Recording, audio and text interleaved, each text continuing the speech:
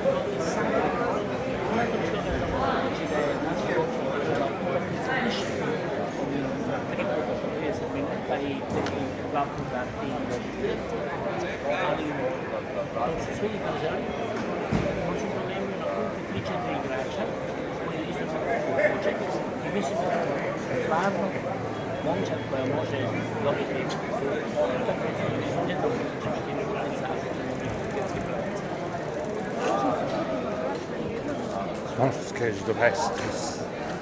Kurt Tribune the best, yes.